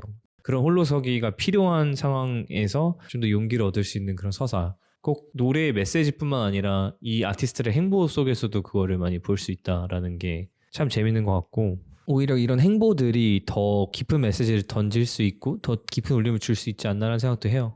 노래들은 어떻게 보면 다른 프로덕션에서 아예 만들 수도 있는 거고 가사들도 마찬가지고 이게 진실된 건지 아닌지는 솔직히 판단이 쉽지가 않은데 그 후에 딸려오는 이 아티스트가 어떤 삶을 사는지에 따라서 이게 다르게 다가오는 게 아닌가라는 생각이 들어서 그리고 뭐 또 많은 아티스트와 인터뷰했던 게 떠오르는데 예를 들면 김수철 선생님이라거나 서울전자음악단의 신윤철 기타리스트라거나 이런 분들 만났을 때는 그분들이 하는 모든 말이 그 삶에 대한 치열함과 하나의 배울 점으로서 작용하는 것 같아요. 윤도현 밴드의 윤도현 인터뷰했을 때도 그랬고 되게 인상 깊었던 뭐 말씀이 있었을까요? 뭐 너무 많은데 뭐 가장 최근에 했던 인터뷰 중에 꼽아보자면 김수철 선생님과의 인터뷰였던 것 같아요. 김수철 선생님께서 45주년 기념 앨범을 작년에 내셨는데 그때 당시에 이제 여러 가지 질문을 하면서 굉장히 많은 배울 점이 있었습니다만은 가장 저에게 인상 깊었던 것은 아까 임진모 선생님께서 말씀해 주신 것처럼 욕심을 가지면 막 음악하기 힘들다 이런 말씀도 하셨던 게 기억나요. 그러니까 돈 벌 욕심이나 이런 식으로 계속해서 막 다른 생각을 하면 창작하는데 어렵다. 왜냐하면 김수철 선생님이 록 음악 그리고 1980년대 90년대 대중음악에서도 큰 성공을 거두셨습니다마는 본인은 이제 국악을 계속해서 대중음악에 접목을 한다거나 오케스트라 공연도 작년에 했어요.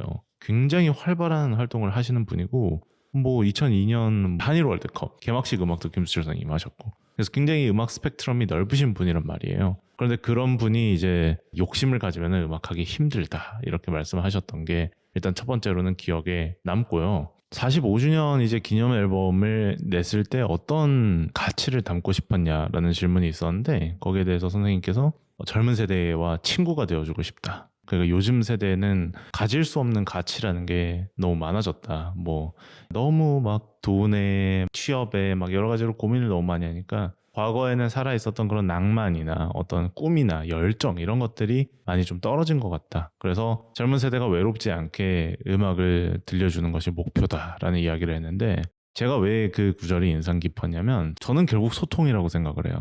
음악을 통해서 그 세대가 당시에 그리고 현재 느끼고 있는 문화적 양식을 간접적으로 체험해보고 교류할 수 있는 하나의 장이 된다고 생각을 하거든요.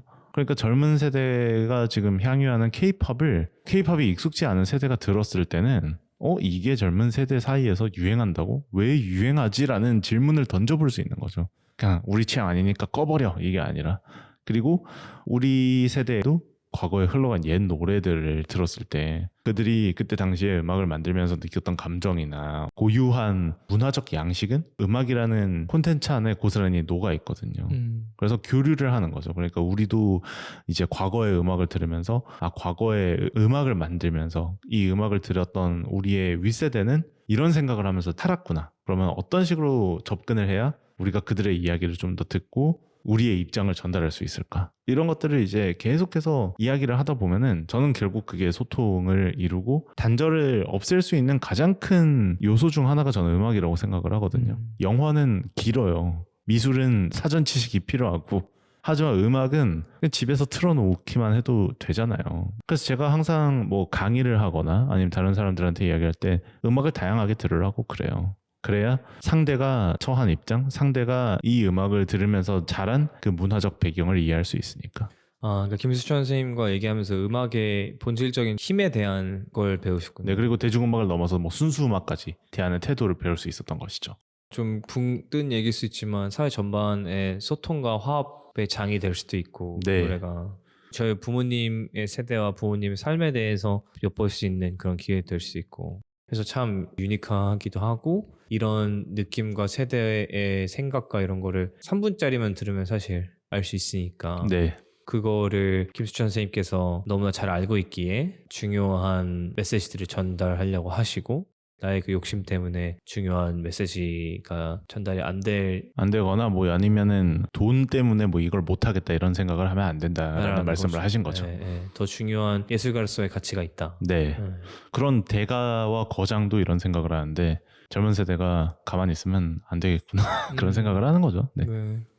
이제 좀 개인적인 삶의 태도와 좀 삶의 방향성에 대해서 좀 이야기를 나눠보려 하는데 인생에서 중요시하는 가치 같은 것이나 꼭 지키려고 하는 것이 있을까요? 제가 제 자신한테 좀 엄격해야 된다는 생각은 항상 하죠. 왜냐하면 다른 사람의 결과물에 대해서 말을 하는 사람이고 그리고 다른 사람을 만나서 이야기하는 사람인데 제 자신이 잘못되거나 바람직한 태도를 가지고 있지 않다면 그것이야말로 굉장한 모순이 되겠죠. 그리고 그 콘텐츠도 진실하지 않을 거고 두 번째는 어쨌든 게을러지면 안 된다라는 것 같아요. 음악을 안 들으면 음악 평론가로서 기능하면 안 되죠. 이거는 운동을 안 하는데 운동선수를 하는 것과 비슷하다고 볼 수 있어요. 정말 기초적인 부분인 것 같은데 저는 이 기초적인 부분만 좀 잘 지켜져도 우리 사회가 좀 잘 발전할 수 있지 않을까 하는 생각은 있습니다. 그러니까 인풋이 있어야지 이제 아웃풋이 나오는데 네. 아웃풋 일정이 너무 많다 보면 가끔 인풋을 못 하게 되고. 그렇죠. 최근에 저 콘텐츠 시장을 보면 그런 생각 많이 하거든요. 인풋은 별로 없는데 아웃풋이 너무 많아요. 하지만 사람들은 그 많은 아웃풋도 소화하기 벅차죠. 내가 음악 피드만 팔로우하는 게 아니잖아요. 맞아요. 패션 피드도 팔로우하고 내 지인 뉴스들도 봐야 되고 그러면은 그냥 이 귀중한 정보가 계속해서 이제 그냥 스쳐 지나가는 거예요. 그런 점은 좀 유의할 필요가 있겠죠. 본인에게 좀 엄격하려고 하신다라는 말씀을 하셨는데 어떤 부분들을 신경을 쓰세요?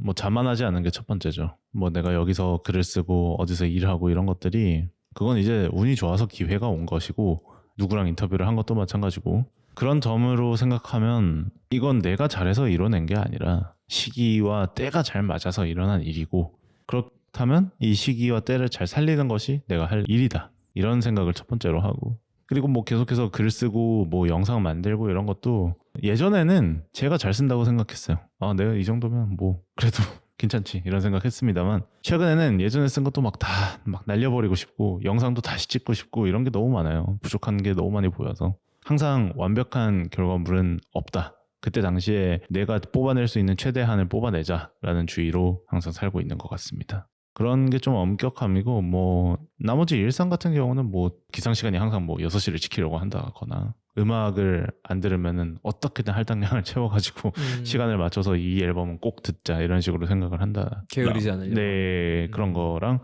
음악 말고도 요즘 챙겨야 될 콘텐츠가 너무 많잖아요. 영화도 봐야 되고 이런 것도 해야 되고 그런 것도 어쨌든 필요하고 그리고 또 하나 중요한 건 이건 임진모 선생님은 또 말씀이시긴 한데 돈 버는 습관을 길러라고 하셨어요. 선생님께서. 그건 아주 중요한 이야기인 것 같습니다. 제가 음악평론도 자립해서 하고 제너레이트 채널도 혼자 운영하다 보니까 더 많이 느껴요. 이거를 누가 스폰서를 대주는 것도 아니고 제가 막 벌어서 온전히 그냥 뭐 예를 들면 다 카메라 장비 돼요. 제가 다 해요. 장비 제가 제 돈으로 다 샀어요. 편집 제가 다 합니다. 그리고 심지어 뉴스 클리핑도 요즘 공짜가 아니죠. 다 그 개별 사이트에 가가지고 서브스크라이브 해야 되는데 예, 넷플릭스도 공짜가 아니에요. 이렇게 생각해보면 엄청나게 많은 비용을 투자하는 거예요. 근데 거기에 대해서 벌어들이는 비용은 사실 생각하면 엄청나게 미미합니다. 그럼에도 불구하고 이걸 좌절하지 않고 하려는 이유는 아까 김수철 선생님도 말씀하신 돈 벌려는 욕심으로 접근하면 안 된다가 첫 번째고 그리고 두 번째는 돈 벌려는 습관을 무조건 가져야 된다는 거죠.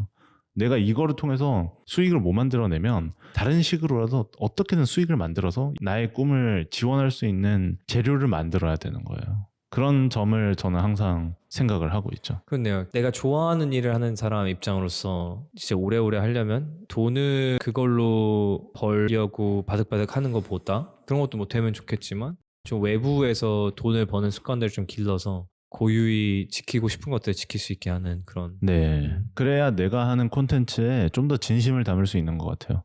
그래서 본인도 만족스럽고 보는 대중분들도 네. 만족스럽고. 그리고 망치면 안 된다는 압박감이 생기는 거잖아요. 그 생각해 보세요. 뭐 예를 들어서 이런 팟캐스트를 촬영을 하는데 준비하는 것도 쉽지 않은데 내가 찍었는데 이 파일이 날아갔어요. 얼마나 아까워요. 맞습니다. 내 돈 들이고 시간 들이고 투자한 건데 그런 점으로 있어서 준비할 때도 한 번 더 점검하고 뭐 스크립트도 다시 한 번 짜고 글도 한 번 고민할 거 두 번 고민하게 되고 그러니까 매 순간이 항상 소중하다라는 것을 기억을 해야 되는 거죠.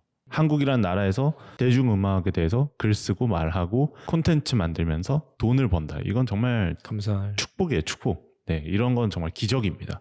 그래서 이 기적을 받았으니까 그거에 맞게 봉사를 해야죠. 기적을 대하는 태도는 그 안에서 오래오래 진실되게 할 수 있게 돈에 대해서 너무 신경을 안 쓰는 그 네. 섹터 안에 있을 때는 그런 거고 그걸 할 수 있게 오래 할 수 있기 위해서 그 외에서 돈을 버는 습관을 가져가려고 하는. 네, 놓치면 안 된다 이거죠. 인생에서 이루고 싶은 큰 꿈이나 목표 같은 게 있으실까요? 뭐 예전에 이런 얘기하면 그런 얘기 많이 했죠. 뭐 어디 매체에 글 써보고 어디에 올라보고 무대 진행하고 이런 이야기 많이 했습니다. 하지만 이제는 그런 것보다는 그냥 꾸준히 오래 하는 게 첫 번째 목표고요. 두 번째는 이거는 아까 얘기한 거랑 좀 상충될 수도 있어요. 하지만 채널을 키우고 싶다. 내 체급을 키우고 싶다는 게 인생의 목표가 된 것 같습니다. 체급을 키운다는 건 그런 얘기 있잖아요. 한 사람을 키우려면 뭐 한 마을이 필요하다. 저는 이게 저만 잘해서 되는 문제는 전혀 아니라고 생각하거든요. 물론 저는 잘한다는 전제를 깔고 계속해서 영향력을 행사하고 제가 뭔가를 만들어 나가고 바쁘게 살면서 주위 사람을 바꿔 나가야 다 같이 성장하고 그러면서 무언가를 이뤄낼 수 있다고 생각을 하거든요.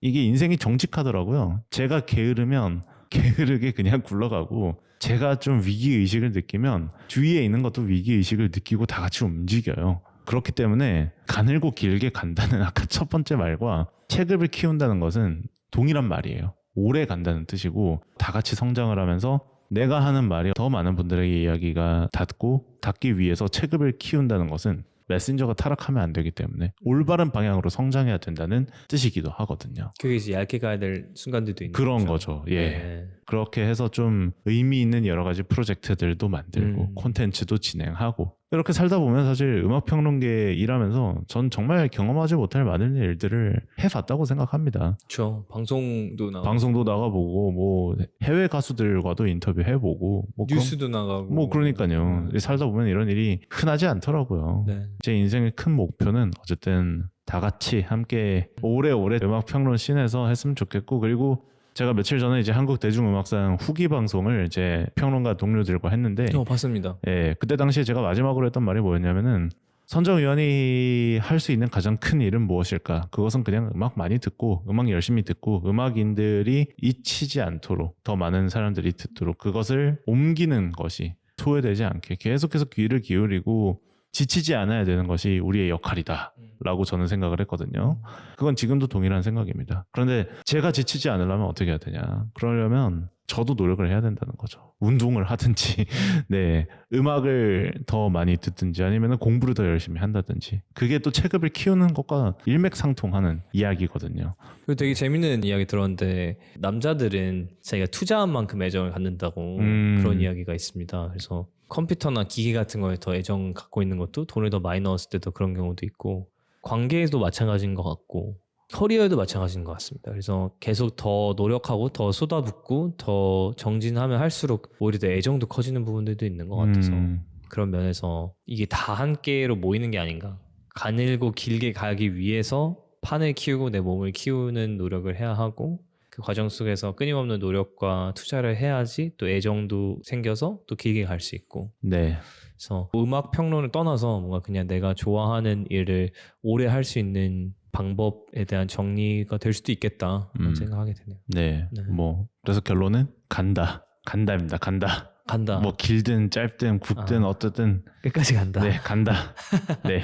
네, 좀 꼭 앞으로 또 이제 저희 세대의 임진모 선생님이나 김수천 선생님 같은 분이 될 수 있길 응원하겠습니다. 뭐 그분들의 발끝도 못 따라가고요. 저는 그냥. 근데 이제 뭐 그거야 47년 후에 보면 그러니까 47년 후까지 음악평론가로 예. 불리는 게 목표예요. 네, 네. 그렇습니다. 네.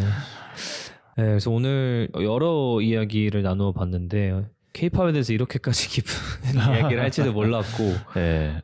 제가 단편적으로 생각했던 음악을 넘어서서 이 아티스트에 대한 조명을 더 할 수 있었던 그런 시간인 것 같아서 참 좋았습니다. 이게 음악을 더 즐길 수 있는 다채로운 방법들이 있을 것 같아서 네, 그리고 음악 평론가의 삶이 어떤지 일상이 어떤지 어떤 고민을 하고 어떻게 살아가는지에 대해서 배울 수 있어서 참 좋았고 또 앞으로 많은 분들이 각자 자기가 좋아하는 일들을 단순한 취미를 넘어서 하려고 하는 경우들이 많아지는 것 같은데 그런 상황에서 참 도움이 될 수 있는 메시지도 많이 있었던 것 같아서 참 인상 깊고 와닿았던 것 같습니다. 음악평론가 김도엄님과 함께한 주인공들 이야기 에피소드는 이렇게 마무리해보도록 하겠습니다. 네, 다음 에피소드에 또 재밌는 이야기로 찾아뵙겠습니다. 도원님 오늘 시간 내주셔서 감사합니다. 감사합니다. 네.